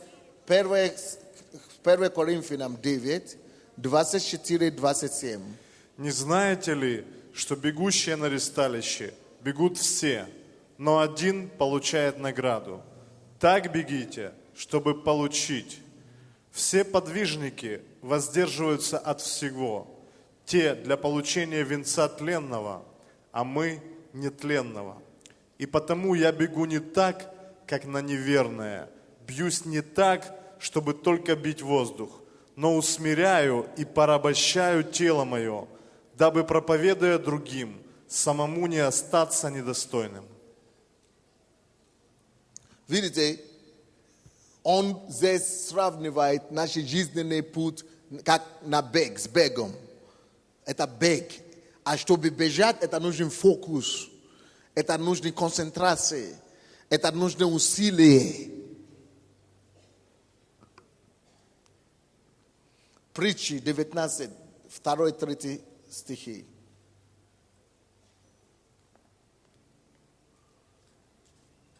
А где нужно бежать, нужно ответить на призыв Бога и бежать на исполнение этого призвания, как Павел делает. Но недостаточно просто бежать. Надо бежать с разумом, разумением, чем ты занимаешься, что ты делаешь, пониманием. Нехорошо душе без знания, и торопливый ногами оступится. Глупость человека. Многие люди хотят что-то делать, и даже бежать что-то делать, но из-за того, что они бегут без знания, они на самом деле оступают. Торопливый, как там написано, оступится. Ногами оступится. Торопливый ногами оступится. Что это значит? Если нужно бежать, нужно еще уметь бежать. Это как я однажды, меня поставили, я всегда бежал в школе. И я привык бежать быстро и занять первое место. Но я не знал, что была разница между 100-метровкой и 1500 метров. Как, когда сказали, сейчас будет 1500, как я рванулся.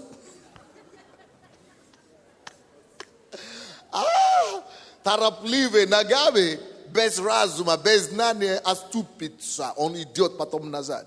Как я побежал, рванулся так, стоп место, потом 150, а потом вижу, так бегу. Такое впечатление, что я бегу назад. Бегу, оказывается, назад. Потому что меня начали обгонять, те, кого я уже обгонял. А начали меня обгонять, а я... они обгоняют. Потому что я без подготовки, я не знал, я не разбирался. Так часто бывает со многими людьми. Они думают, что главное для них нахватать какое-то призвание, нахватать какую-то эмоцию, нахватать какую-то ревность. И говорят, все, побежал, ну поехали. Он побежал. Ну что толку? Когда ты побежал без знания, нехорошо душе без знания. Потому что торопливый ногами оступится.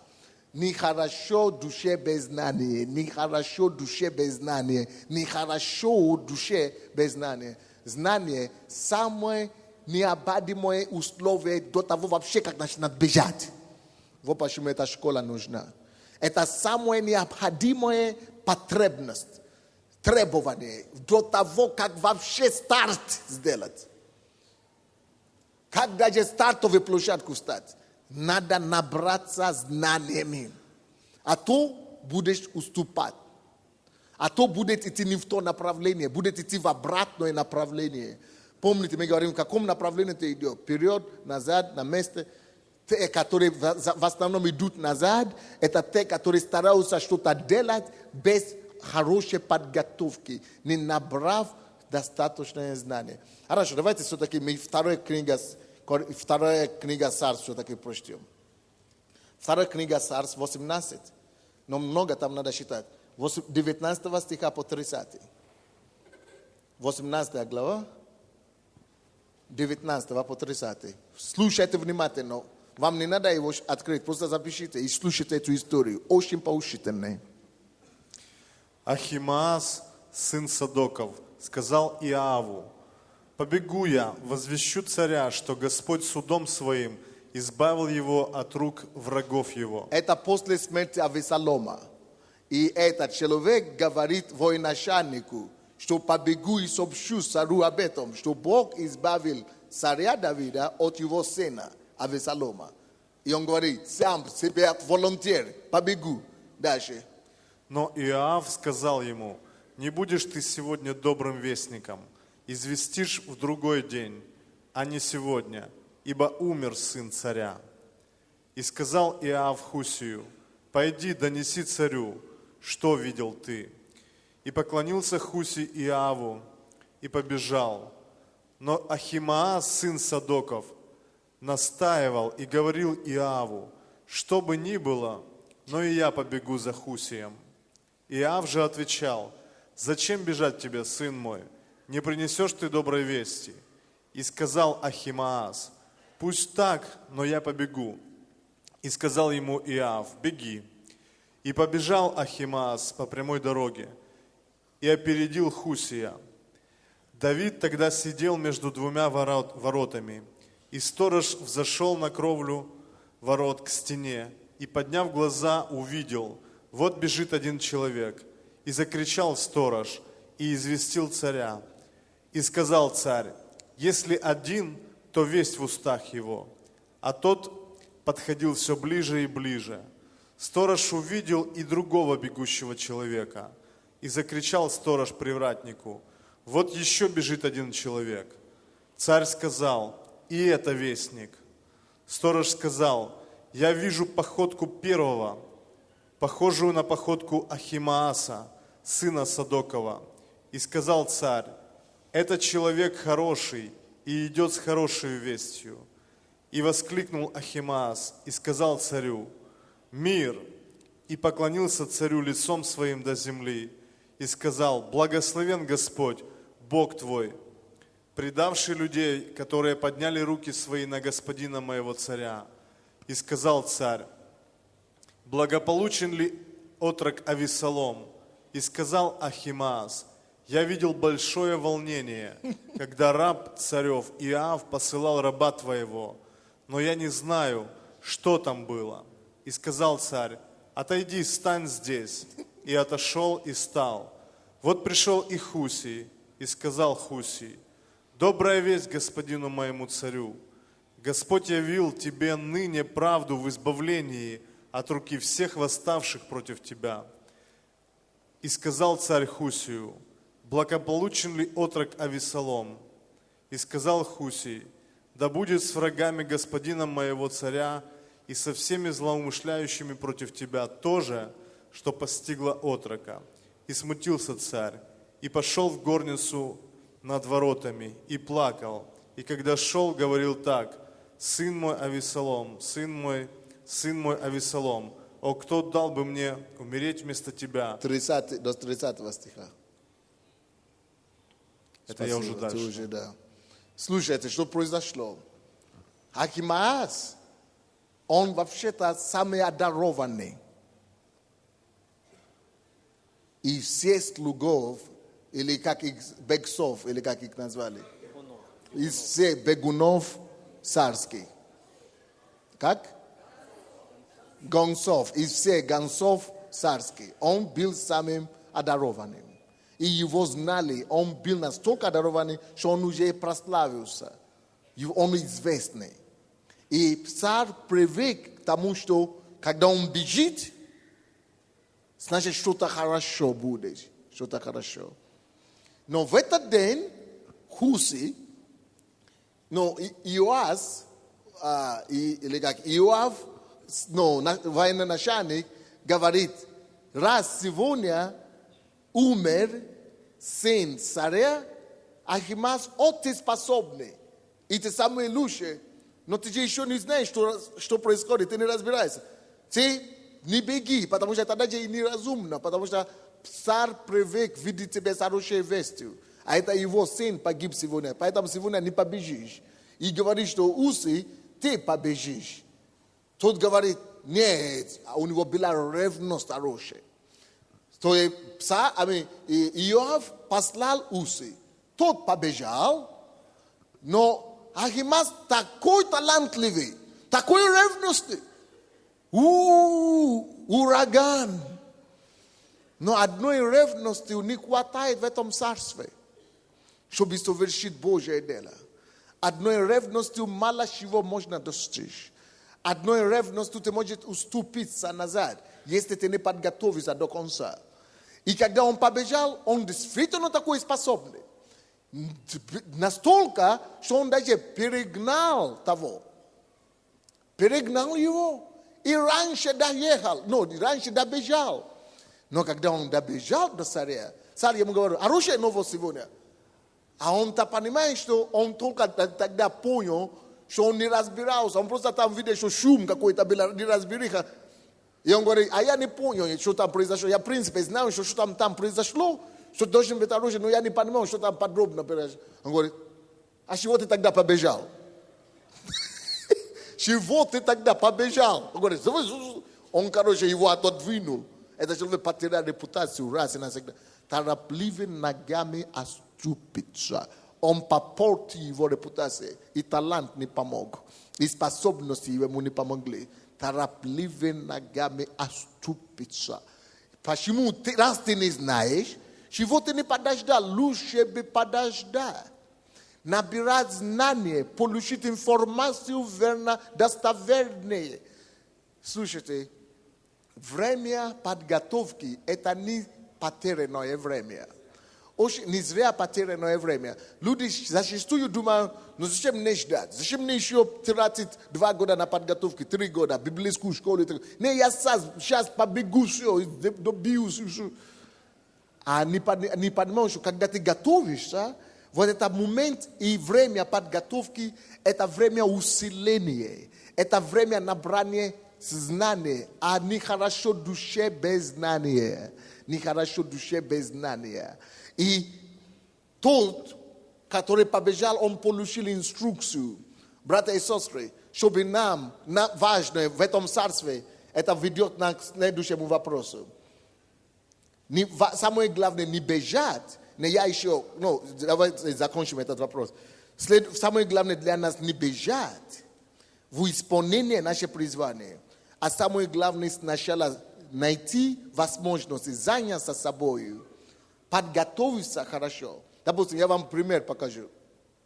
Все то, что мы сейчас видим по Посольству Божьему, когда наша церковь началась перед Богом, я первый год молился от 4 часов до 6 часов каждый Божий день.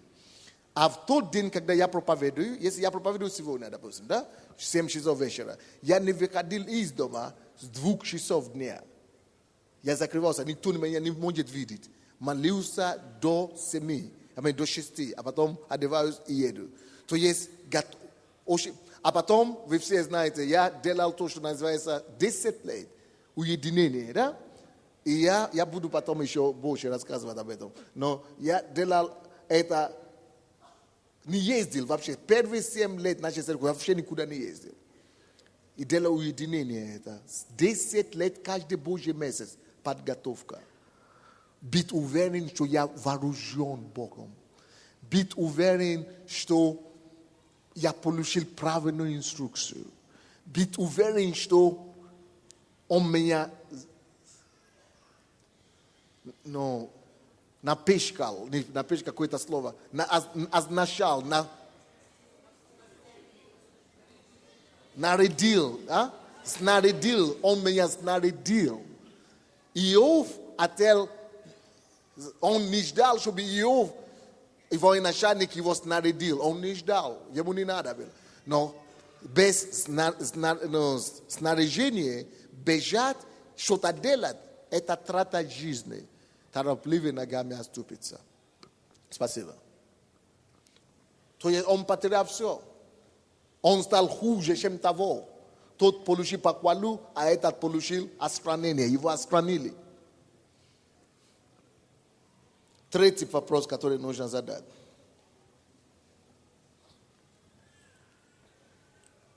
What is my pace? Pace. Какая у меня скорость, да? Скорость. Не, как это называется? Темп. Темп, да? Какой у меня темп? Какой у меня темп? Или какой-то синоним есть на темп? Какой у меня темп? То есть, бегу ли я быстро? Или иду медленно? То есть, это отвечает на вопрос, медленно, быстро, или вообще я только хожу, или бегу, а? Скорость, да, это вопрос отвечает на скорость. Или рывками, да? Это вопрос скорости. Это вопрос скорости. Медленно, быстро. Да.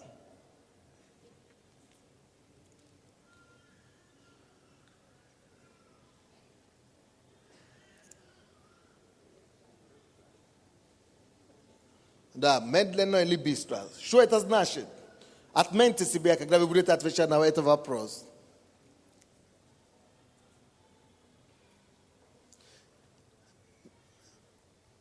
Да, важно нам исполнить свое призвание, предназначение, но нужно также определить для себя свою скорость.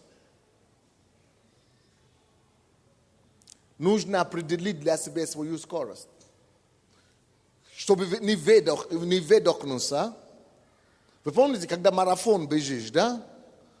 Либо ты, как я, силой и выдохнулся. Либо ты определи твой темп. Какой, скорость, какая у тебя будет. Ну, рассчитать надо. Рассчитать надо свои силы. Свои скорости. Почему это важно? Очень важно, чтобы мы не побежали впереди Бога. И очень важно также не оставаться стоять, когда Бог говорит «беги».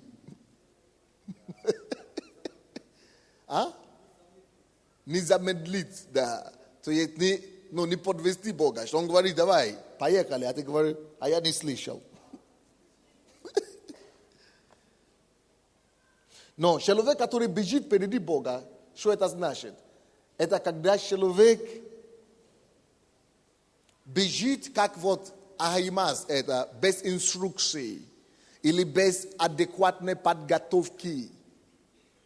Нужно всегда бежать по инструкции, по приказу. Надо, прежде чем предпринимать какие-то серьезные шаги в своей жизни, промолить и быть уверен, что ты имеешь подтверждение, доказательства и руководство от Бога. Потому что люди потом разочаруются в конце концов.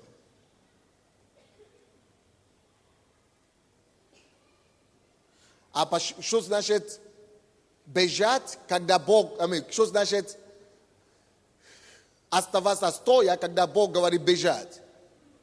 Как это, почему это опасно? Потому что человек, который идет или бежит слишком медленно, или стоит, когда нужно было бежать, он пропустит возможности жизненные и Божьи возможности. Тогда ему придется самому добегать.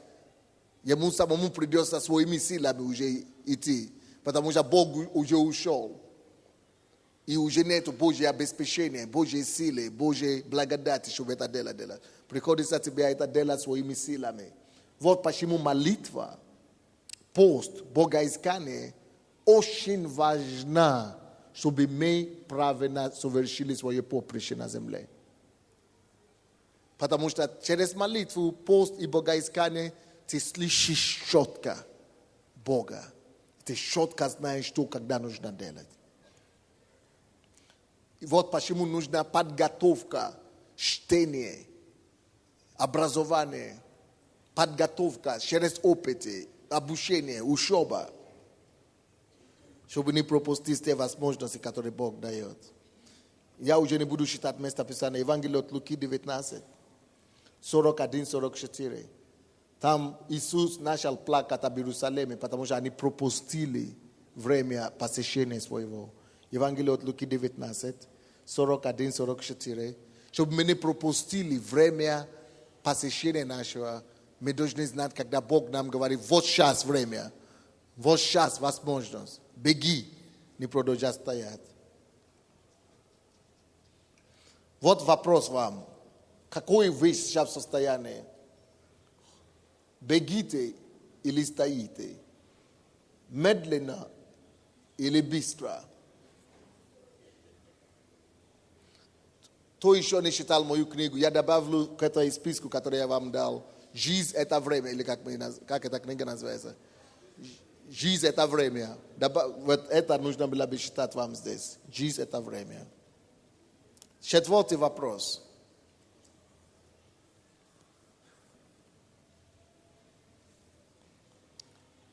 Am I aware of distractions? Насколько я фокусирован? Это вопрос фокуса. Насколько целеустремленный или насколько фокусирован на цели. Насколько я фокусирован на цели. Что такое фокус? Допустим, зачастую мы с вами приходим на проповеди, так? Не забудьте, что на эти все вопросы надо отвечать в тетради, хорошо? Вам надо подробнее отвечать на эти вопросы, конкретно. Не просто я в духе, это самое, конкретными фактами. Если вы призваны быть бизнесменом или быть это самое, цифрами, надо это все доказать. Вам надо доказать все свои ответы. Цифрами, исследованиями, статистикой, подтверждениями, цитатами и так далее. Не просто в духе надо отвечать. Вы понимаете меня? Это практическое занятие, практические ответы требуются от вас. Практические ответы. Что значит фокус? Допустим, часто вы видите, мы приезжаем в церковь, послушали какую-то проповедь, так рвет, горит, он сейчас обижает, что-то делает. А потом кто-то позвонил, алло, привет, поболтал полчаса или час, телефон, так хорошо стало. Уже забили, что были на проповедь. Потому что люди не умеют удержать фокус. Не умеют фокус. Даже если тебе звонили миллион раз, в тебе должны оставаться вот этот твой фокус. То ли небо, то ли твои жизненные призвания, то ли то, что я должен делать. Поехал туда, на отдых, отпуск, уже забил, о чем чего начал и так далее. Поэтому нужны бумаги, нужны записи, нужны инструкции по дням. Это то, что я должен делать в этот день. Фокус. Оно тебе помогает держать фокус. Это то, что мне должен напоминать. Инструкции, помощники, лидеры, расписание, как это называется, дневники и так далее. Вот эти все помогают нам держать фокус. И чтобы научиться работать с этими дневниками и так далее, есть книги, жизнь, время, есть книги о времени. Трейси, по-моему, да? Брайан Трейси написал какую-то книгу о времени. И так далее. Короче, я не помню, как называется. Короче, вам надо, наверное, поискать. Короче, надо знать, как держать себе фокус. Как держать фокус. Помните, Авраам, у него были постоянно эти проблемы. Пока он ждал Исаака, потерял фокус, пошел с Агай, благодаря жене. Пока он ждал прорыв воду и источник, питание, он пошел в Египет и так далее. Постоянно одна из самых главных проблем, которые у вас будет в жизни, это будет связано с фокусом. Грех отвлекает. Люди отвлекают. Лот появляется. Первая жена, вторая жена, третья жена. То есть фокус. Фокус – это самый главный вызов, который вы будете иметь. Это самая главная трудность. Это то у тебя настроение поднимается доверху, хочешь бежать. То настроение плохое. Надо так уметь регулировать свои чувства, свое желание, свою жизнь, что эти все настроения тебя не выбивают и не влияют на твои направления, на твои цели, на твои задачи. Фокус – это важнейший вопрос, друзья. Намерение это делать, все, держи фокус. Напиши, если надо, в холодильнике, в зеркало, где угодно. Держи секретаря, каждый день, чтобы тебя напоминать. Или набивай это у себя мобилки, чтобы тебя напоминать. Что хочешь сделать, фокус надо научиться держать. Особенно главный фокус в жизни. 5-й вопрос.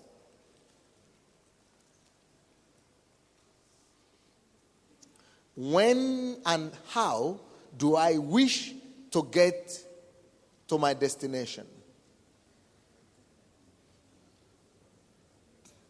Когда и как хочу попасть, хочу дойти до своей цели, что-то подобное. Как его сказать? Когда планирую попасть туда? Когда и как планирую попасть?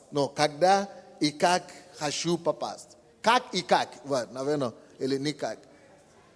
Когда, Как и когда, да? Когда и как. Именно когда и как хочу попасть к своей цели. Нет, хочу дойти до своей цели. Какое время и каким образом, да? Когда и каким образом. Когда и каким образом хочу дойти. Когда и каким образом хочу дойти.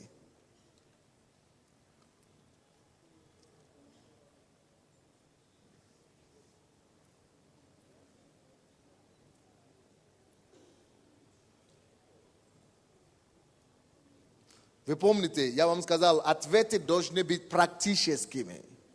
Поэтому мы призывали вас считать эти самые доказательствами, рисунками, картинками, цифрами, все.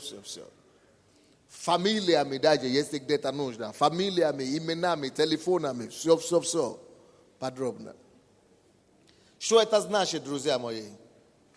Когда и как я хочу попасть в свое предназначение. Это вопрос планирования. Это вопрос планирования. Что значит план? Многие из нас не умеем строить планы, структура и система. Тут вопрос идет о планировании, структура и системность. Вам надо четко Raspisat plane, structura, sistema, kakve da idiote do to iseli, katorve se planirujete. Eta planirované. I тут многие из нас уступают, проигрываем. Это способность видеть чушь дальше вперед. Это способность вникать в детали. Это способность разбирать до мелочах, быть скрупулезным. Это способность быть дотошными и просчитать, рассчитывать все до мелочей, до подробностей. И стратегический подход к решению вопроса.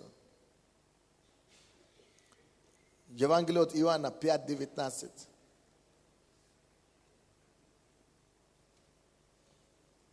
Иисус говорит, что Он ничего не делает, если Он не увидит Отца Творящего. Вам надо увидеть схему, планы, схема. Это то, что называется планирование. Тот, кто видит будущее, будет контролировать это будущее. Тот, кто видит завтра, тот, кто увидит завтра, будет контролировать им завтра. Но кто ничего не видит, то ничего не будет контролировать. Не может, это его наоборот будут контролировать. Им будут контролировать. Последний пункт. Какими ресурсами располагаю, чтобы дойти до этим моим целям? Какими ресурсами располагаю? Поймите, что мы говорим о цели первичное и вторичное. Главное небо, второе на земле. Какими ресурсами? Ресурсы, это, конечно, понятно. Самое главное, это Бог. Второй ресурс, может быть, это Библия, Слово Божие, или все то, что связано с Богом, молитва, ваши способности себя дисциплинировать. Ресурс следующий, может быть, ваше тело, плоть, ваши знания, опыт, ваши финансы, ресурсы, деньги, или ваше умение, или ваша способность учиться, или стремление. Какими ресурсами? Все, уже по 10.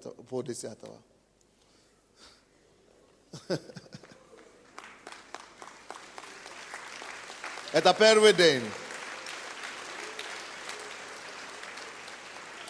Давайте станем. Возьмите за руки все. Кто доволен, что пришел в школу?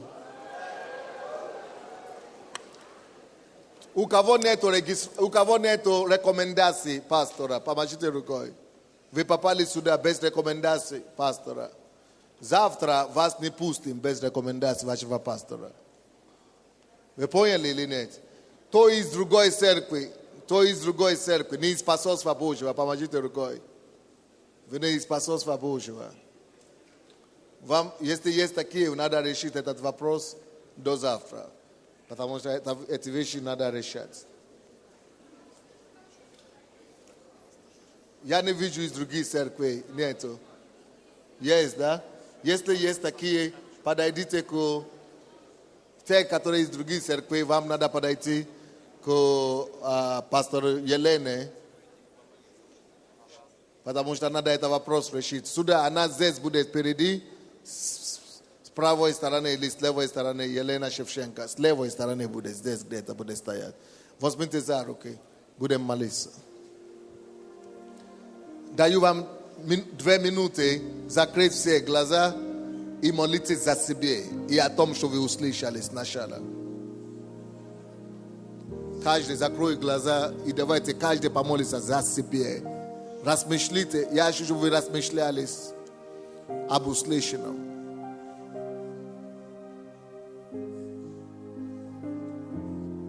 Тише музыку чуть.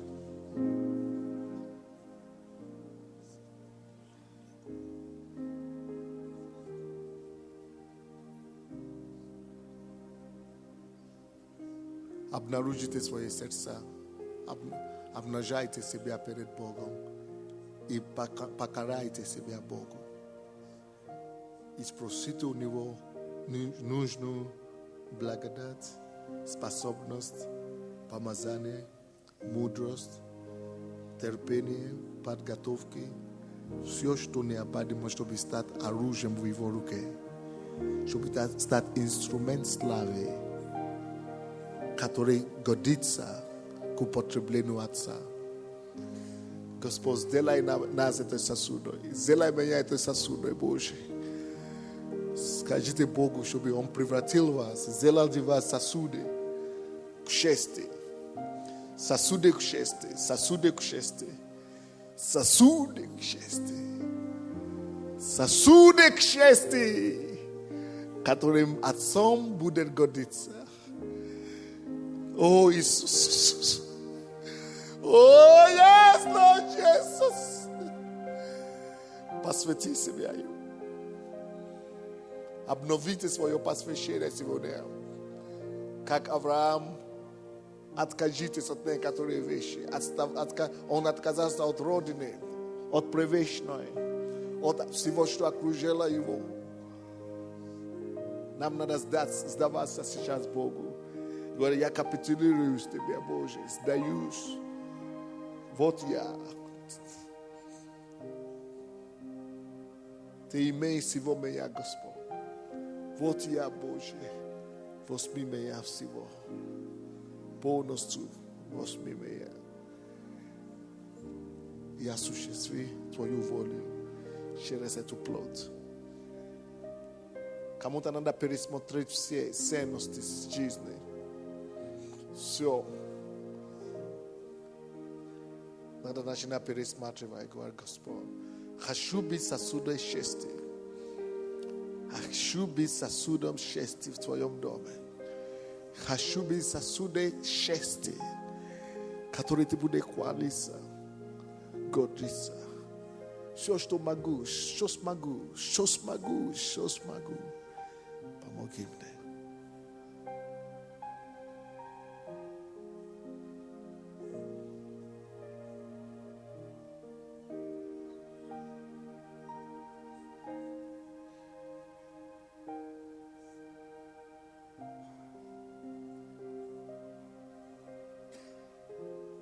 Господь, мы подчиняемся себе Тебе сегодня. Пошли нам милость Твою, пошли нам помощь Твою, пошли нам разумение Твое, пошли нам понимание Твое и сердце Твое. Очисти наш разум, наш дух, нашу душу. И сделай нас, Боже, пригодными к Твоему употреблению. Сделай меня пригодными к Твоему употреблению, Боже. Сделай меня пригодными к Твоему употреблению. Сделай из меня, Господь, оружие счастья, сосуды в Твоих руках, Боже. Именем Иисуса Христа. Оружие счастья. Машакалария бахоса лабаланда.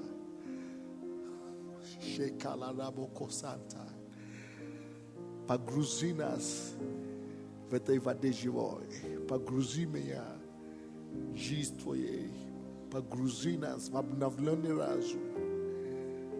Дай нам способность быть сфокусированы на главное в жизни.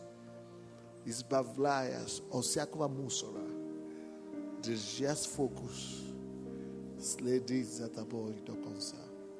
Тебе слава и хвала во имя Иисуса Христа. Весь народ Божий скажет. До завтра.